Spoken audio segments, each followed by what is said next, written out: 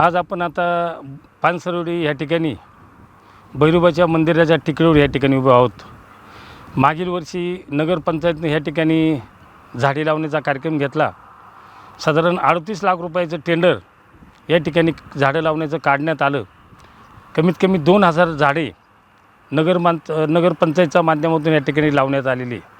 मित्रहो, शासनाच्या वतीनं 38 लाख रुपये झाडं लावायचे टेंडर दिलं, परंतु आपण जर बघितलं तर माझ्या हातात हे झाड आहे, हे झाड पूर्णपणे वाळून गेलेले, याला लेबल लावलेलं आहे।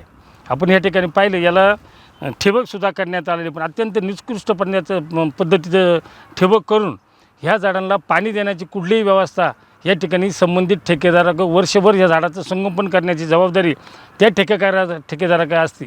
पण नगरपंचायतचा हा भोंगळ कारभार, एकदा झाडं लावून दिली मी त्यांचं काम संपलं, तो ठेकेदाराने पैसे काढून न्यायचे, ते सगळे वाटून घ्यायचे। अशा पद्धतीनं नगरपंचायतचा कारभार, हे भ्रष्ट कारभार सध्या अकोला नगरपंचायतीमध्ये चालू आहे। आणि म्हणून सरकार जी काय भूमिका घेते, झाडे लावा, झाडे जगवा, वन वाढवा, जेणेकरून पर्यावरणासाठी आपल्याला जो काही पाऊस पडतो, या निसर्गाचं समतोल राखण्यासाठी झाडं लावण्यासाठी शासन करोड रुपये खर्च करतं।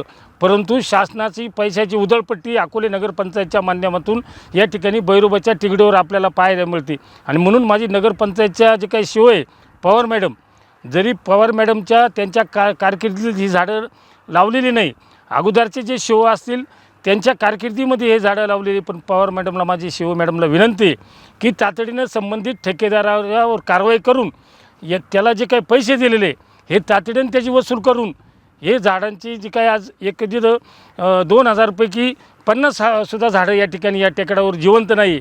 अशा पद्धतीनं ठेकेदार नगरपंचायत जर भ्रष्ट कारभार करून ठेकेदाराला लाभ देत असतील, त्याच्यातून अनेक पदाधिकारी जर पैसे कमवत असतील, तर हा जनतेच्या पैशाची उधळपट्टी। त्यामुळं तातडीनं ही कारवाई माननीय शिव मॅडमनं करावी अशी मी विनंती करतो।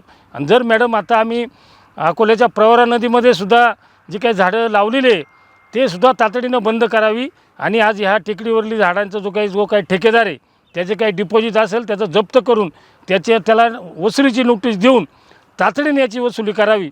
अन्यथा नाईलाज असतो, आम्हाला नगरपंचायत शिव मॅडमच्या कार्यालयावर आम्हाला घेराव आंदोलन करावं लागेल। अशा प्रकारची अकोला तालुका शिवसेना, शहर शिवसेनेच्या वतीनं या ठिकाणी मी इशारा देत आहे।